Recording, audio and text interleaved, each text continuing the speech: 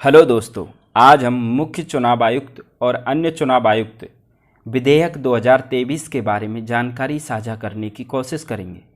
हाल ही में सरकार ने मुख्य चुनाव आयुक्त, चीफ इलेक्शन कमिश्नर एवं चुनाव आयुक्तों की नियुक्ति की प्रक्रिया में बदलाव करने के उद्देश्य से राज्यसभा में एक विधेयक प्रस्तुत किया है।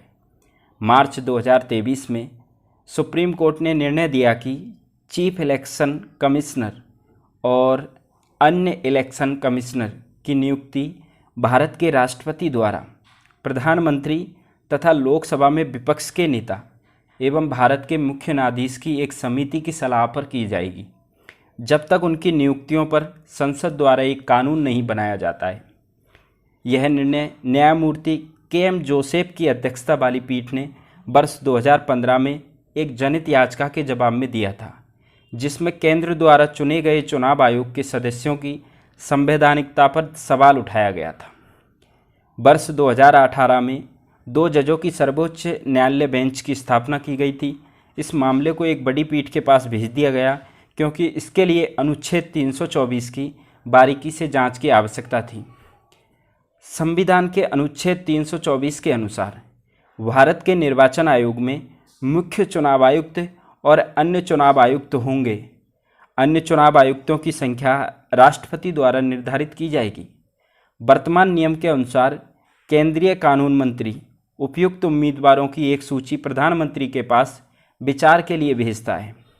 राष्ट्रपति प्रधानमंत्री की सलाह पर मुख्य चुनाव आयुक्त और अन्य चुनाव आयुक्तों की नियुक्ति करता है।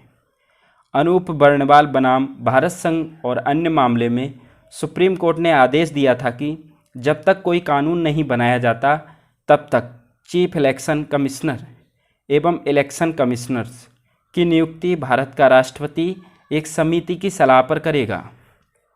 इस समिति में प्रधानमंत्री, लोकसभा में विपक्ष का नेता, अगर विपक्ष का नेता नहीं है तो सबसे बड़े विपक्षी दल का नेता और भारत का मुख्य न्यायाधीश शामिल होंगे। वर्तमान में मुख्य निर्वाचन आयुक्त एवं निर्वाचन आयुक्त की नियुक्ति के लिए संविधान में कोई विशिष्ट विधायी प्रक्रिया परिभाषित नहीं है। संविधान के भाग 15 में केवल 5 अनुच्छेद 324 से 329 तक है। संविधान का अनुच्छेद 324 के अनुसार चुनाव का अधीक्षण, निर्देशन और नियंत्रण चुनाव आयोग में निहित है, जिसमें मुख्य निर्वाचन आयुक्त एवं समय समय पर राष्ट्रपति द्वारा निर्धारित अन्य निर्वाचन आयुक्त शामिल होते हैं। मार्च 2023 के सर्वोच्च न्यायालय के फैसले से पूर्व मुख्य निर्वाचन आयुक्त और निर्वाचन आयुक्त की नियुक्ति सरकार की सिफारिश पर राष्ट्रपति द्वारा की जाती है। अब हम जो विधेयक 2023 में लाया गया है उसके बारे में बात करेंगे। इस विधेयक के मुख्य विशेषताएं इस प्रकार है कि इसमें एक चयन समिति होगी। चयन समिति में अध्यक्ष के रूप में प्रधानमंत्री और सदस्य के रूप में लोकसभा में विपक्ष का नेता। यदि लोकसभा में विपक्ष के नेता को मान्यता नहीं दी गई है तो लोकसभा में सबसे बड़े विपक्षी दल का नेता यह भूमिका निभाएगा। प्रधानमंत्री द्वारा सदस्य के रूप में नामित एक केंद्रीय कैबिनेट मंत्री होगा।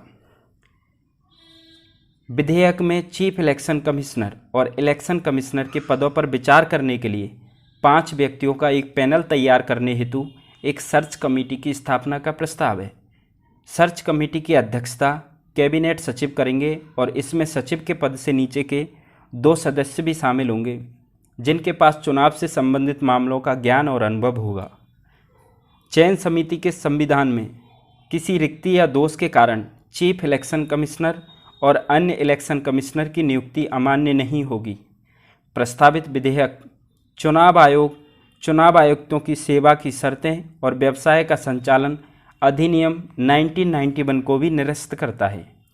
नए अधिनियम के पारित होने के बाद चुनाव आयोग का कामकाज उसके द्वारा नियंत्रित होगा।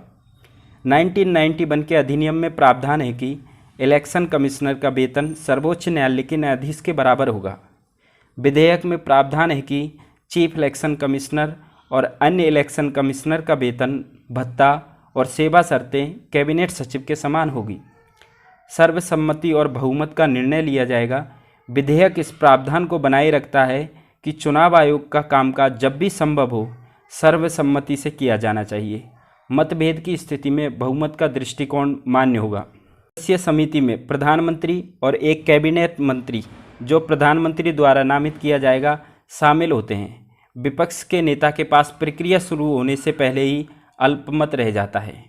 इससे समिति के भीतर शक्ति संतुलन पर सवाल उठता है और क्या चयन प्रक्रिया वास्तव में स्वतंत्रता सुनिश्चित करती है या कार्यपालिका के पक्ष में झुकी रहती है। प्रस्तावित परिवर्तनों का इलेक्शन कमिश्नर ऑफ इंडिया की स्वायत्तता और कार्यप्रणाली पर प्रभाव पड़ सकता है।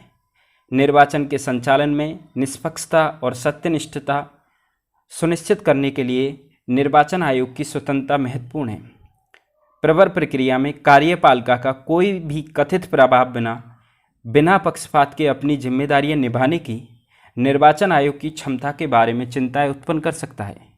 सर्वोच्च न्यायालय ने अपने पिछले निर्णय में इस बात पर जोर दिया था कि संविधान निर्माताओं का उद्देश्य चुनावों की निगरानी के लिए एक स्वतंत्र निकाय से था।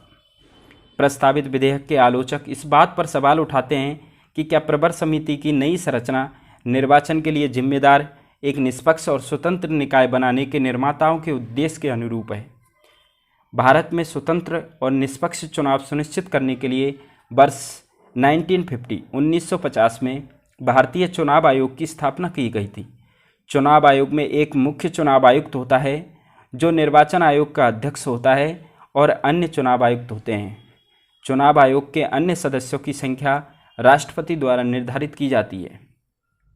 संविधान के अनुच्छेद 324 में प्रावधान है कि संसद, राज्य विधानसभाओं, भारत के राष्ट्रपति के कार्यालय और भारत के उपराष्ट्रपति के कार्यालय के चुनावों के अधीक्षण, निर्देशन तथा नियंत्रण की शक्ति निर्वाचन आयोग में निहित होगी।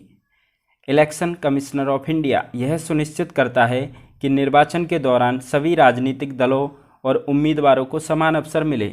इसके लिए वह आदर्श आचार संहिता अपनाता है। इसके लिए यह आदर्श आचार संहिता का उपयोग करता है, जो चुनाव के दौरान राजनीतिक दलों और उम्मीदवारों के लिए पालन करने हेतु दिशा निर्देश निर्धारित करता है। इसका कार्य राजनीतिक दलों को मान्यता प्रदान करना और उन्हें चुनाव चिन्ह आवंटित करना है। यह राजनीतिक दलों को मान्यता प्रदान करने और उन्हें चुनाव चिन्ह आवंटित करने से संबंधित विवादों के निपटारे के लिए न्यायालय के रूप में कार्य करता है। भारत निर्वाचन आयोग मतदाताओं को उनके अधिकारों और जिम्मेदारियों के बारे में जागरूक करने के लिए मतदाता शिक्षा कार्यक्रम का आयोजन करता है। इसके तहत उन्हें मतदान के महत्व और वोट डालने के तरीके के बारे में शिक्षित करने का कार्य किया जाता है। यह आयोग चुनाव के दौरान राजनीतिक दलों और उम्मीदवारों के खर्च की निगरानी करता है, ताकि यह सुनिश्चित किया जा सके कि वह कानून द्वारा निर्धारित सीमा से अधिक न हो। यह आयोग बूथ कैप्चरिंग, फर्जी मतदान और मतदाताओं को डराने धमकाने जैसी चुनावी कदाचार के खिलाफ कड़ी कार्रवाई करता है। सरकार को चयन समिति की संरचना की समीक्षा करनी चाहिए और इसे और अधिक संतुलित बनाने पर विचार करना चाहिए। इसमें निष्पक्ष निर्णय लेने की प्रक्रिया सुनिश्चित करने हेतु विपक्ष को एक मजबूत प्रतिनिधित्व प्रदान करना शामिल हो सकता है। चयन प्रक्रिया की विश्वसनीयता में वृद्धि करने के लिए सरकार को स्वतंत्र विशेषज्ञों, न्यायविदों और नागरिक समाज के